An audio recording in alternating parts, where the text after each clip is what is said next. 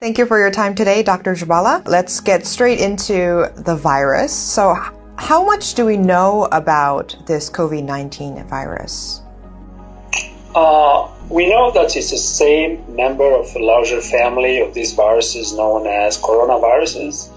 They actually exist everywhere. They spend a lot of their time with animals. So this is a third virus that has crossed. So we have SARS-1, MERS, and now SARS-2. We are beginning a completely uncharted journey with this virus. We don't understand a lot because the behavior is completely different. I was very surprised at the outbreak in China, the numbers of people that were infected in such a relatively small period of time. It's very unusual. This virus is much more aggressive and much more lethal. And for every virus, there is a certain level of lethality. There is a lethal dose. There is how much of this virus you need to have in your lungs before it kills you or before it makes you sick. With this virus, it's not very clear. It's actually very disturbing. There have been some interesting reports that they've had people who were sick and they were cured. They released them out of the hospital and then they got reinfected. The truth is very simple. The assays that we do every day to test this virus, they can only test a certain limit. And if the virus level goes below that threshold, you're not going to detect it. Meaning you're going to release the patient and say you're healthy enough to leave. What I find alarming is we are releasing all these patients, telling them they are virus-free, and they go back to the community. Many people, including me, we start calling it a very mysterious, very cryptic virus because we don't understand it, and it doesn't seem to only attack the lungs. It seems to also attack the heart, and it seems also to attack the liver. There's so many unknowns about this COVID-19, and China, the Chinese government, is responsible for this lack of information. Do you think this is actually becoming an obstacle for developing a vaccine sooner? China is not forthcoming with a lot of this information. This information is coming in different bits and pieces, and I think there are some fantastic people around the world that are spending time dissecting that information and putting it together. It's not so much for developing a vaccine, but to study the trajectory of where this virus is going. Right now we're in the middle of a storm, and a vaccine is not going to help. Even if we have a vaccine today, it's not going to help. I think people don't realize that vaccines don't work for every individual that gets the vaccine. Vaccine is a preventative thing. Vaccine is really helping your immune system to kickstart. Your immune system is really what protecting you. The vaccine is just helping, pointing to the immune system where to go. The information that we're lacking from China is about one individual, patient zero.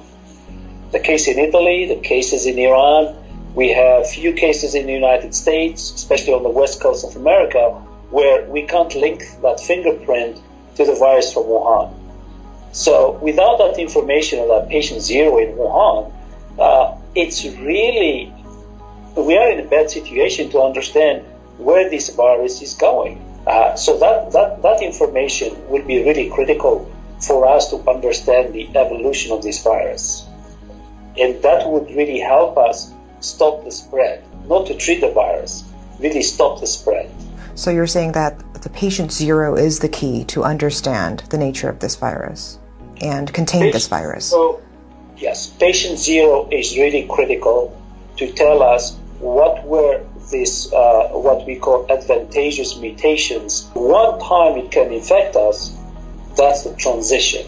It means now this virus figured out that the virus has the key now to borrow, not just to borrow our engine, to borrow the whole body as an engine for the virus to spread.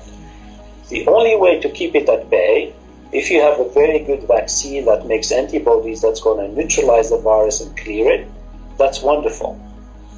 But for 20 years, many companies, many researchers have promised us a virus for SARS version 1. And And we are in 2020 and this vaccine doesn't exist. Many reasons. One is there is no more threat, so everybody forgets about it.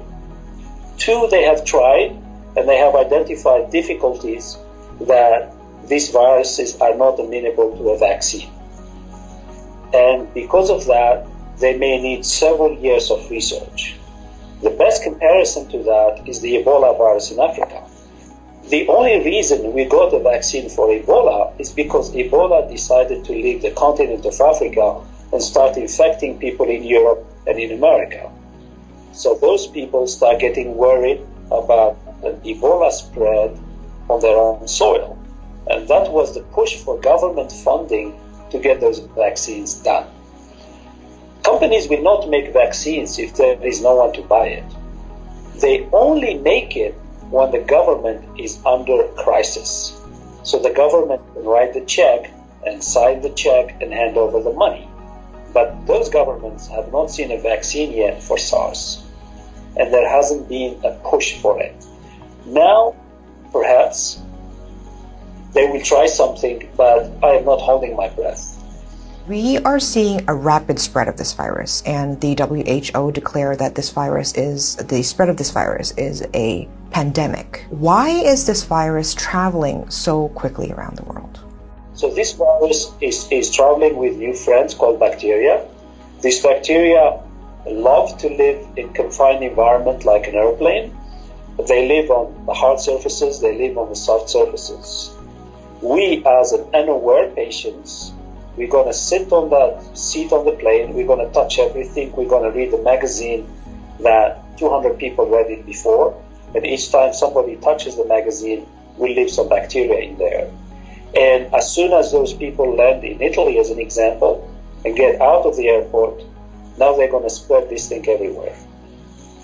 But as soon as you get into a patient who are in the higher category of age and have underlying diseases, you start the factory. But the virus that woke up in Italy is much more aggressive than the one who left the plane from China. Mutations. And now it's much more aggressive that what's going on in Italy today, we can plot it on an exponential curve. It's scary.